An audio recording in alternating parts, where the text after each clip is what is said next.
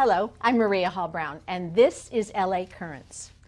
Well, established about 150 years ago, the LA Board of Supervisors is the largest governing board of its kind at the local level in the country. And today I am delighted to be joined by one of the 5 supervisors, the newest to the Board of Supervisors. In fact, hello, Holly Mitchell. Thank you so much for having me. Historic. This entire Board of Supervisors is historic.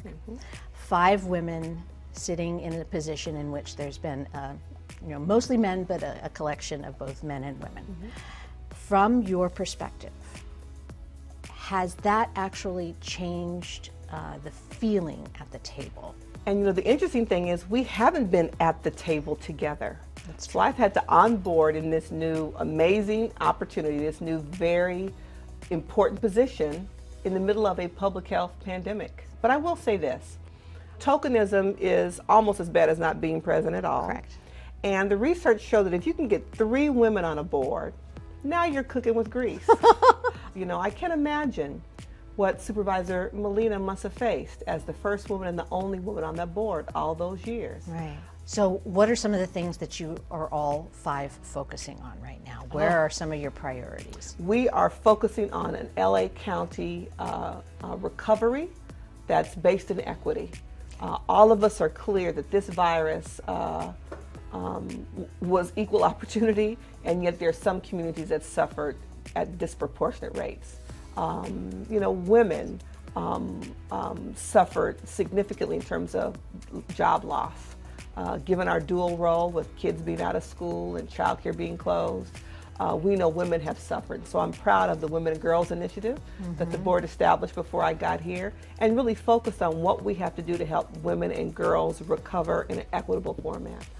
And so I look forward to, as a board, as we deliberate our county budget this year and the American Rescue Act funds, about how we make sure that all of LA County recovers. And that's going to require a disproportionate investment in some communities over others. You have championed a lot of interesting causes, but you've also championed causes that may not necessarily be something that people would be aware of if they weren't a part of the world. And that one of the things that I thought was remarkable was the Crown Act. And the Crown Act surprised me, scared me, and made me think twice. So in an era in which we're all quite sensitive to equity and individual rights and awareness of others that maybe we had been blind to, how did the Crown Act come to be, and what was it, and why was it important for you? For years, when I was first elected to the legislature, we would see news stories about typically young black girls who'd been sent home from school because they went to school with their hair in plaits or braids or twists with beads. And after the second or third news story, I started my own little individual campaign. I'd write them a letter and send them my official legislative headshot, which is me with my locks. I've been locked for going on 17 years. Typical elected official pose, U.S. flag, California flag, I'm in a suit, that picture. And that's the picture that hung of me in the Capitol for 10 years. And I'd send in the picture. And the point was, you are okay just the way you are with your natural hair. I know when I locked 15 years ago that I knew that it was both a social and a political statement to the outside world, and I was ready for that.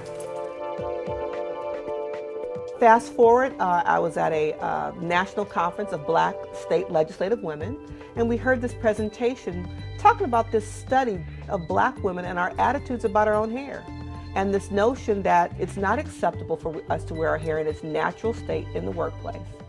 And so we began to put 2 and 2 together.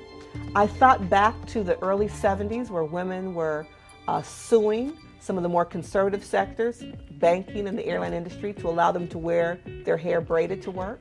And they lost those lawsuits. So we began to kind of look at the law and met with some amazing Black female law professors who had studied this, who understood the body of law in terms of protected rights, and understood that we needed to acknowledge that hair is a race-based trait. And because of that, it should be protected under the law, just like age, gender, sexual orientation, religion is protected in the Equal Opportunity and Housing Code section. A couple months after that aha moment, we saw the young wrestler in New Jersey who was had his hair cut in the middle of the wrestling match by someone who was not his parent. And it occurred to me as a parent, and just the vicious way with which she literally attacked his hair, that the time had come to have a really personal conversation made public about black hair texture, about because of my texture, it affords me the opportunity to wear my hair in styles that are unique to my experience as a black woman, braids, twists, or locks. I acknowledged to my colleagues in the Senate that I'm sure not one of them ever decided that they were not going to vote on a Mitchell bill or a Mitchell budget item because I choose to wear my hair locked. My hairstyle choice had no bearing on the nature or the quality or the caliber of the work I do. Correct. And so the Crown Act, creating a respectful and open world for natural hair, says that regardless of what your work is or you at school, you wearing your hair braided should not be grounds for suspension. And far too many black girls and young men were being sent home from school, not allowed to participate in their graduation ceremonies because of a school-based or a workplace policy that determined that only straight hair was acceptable. So the reasons that you entered into the realm of politics and government, are these those reasons from the broad perspective of, equity to these delicate areas? Because you transitioned from nonprofit into this realm. Did you see that this is the place for you to be able to make the most change? And have you felt that this has worked for you? I think it's worked for me. Okay. I don't know that I was conscious of it. Okay. I think back to my parents met as eligibility workers working for LA County Department of Public Social Services. Oh. And I saw the role government played in the late 50s, early 60s when my mother was writing grants, when we were at a time very similar to now, when the federal government, after the Watts Rebellion, acknowledged that poverty was a problem. And that there were certain populations and communities that were suffering at a disproportionate rate. And President Johnson declared the war on poverty, and federal dollars came into state and local government. And so I've, through my entire life, have witnessed what government can do to uplift communities. All right, at the risk of actually sounding like somebody who's asking you a question during a campaign here, I'm going to ask it anyways. What do you hope to achieve as a Sue? As I identified people to come join me on this journey, these young staffers, we spent a lot of time talking about establishing our office culture. And it was important to me that I was creating opportunity and space and hiring people who shared my commitment and passion for creating a second supervisorial district that we all are excited about raising our children in and growing old in. I'm a third-generation native, and so Los Angeles means the world to me.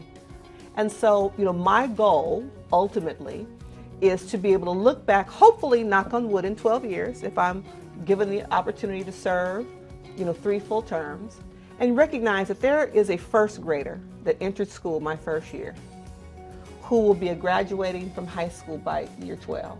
What did we do in that 12-year span to create livable, walkable communities, to create more green space in her neighborhood, to make sure that she had the opportunity to enter a child care setting and a K through 12 setting that fed her, that saw her, that supported her in meaningful ways, that she will be able to come back to her community if she so chooses and afford housing in her own community. Those are the kinds of visions I have for the 2nd District. Thanks so much for coming in. Thank you for the opportunity. And that's a wrap on this LA Currents.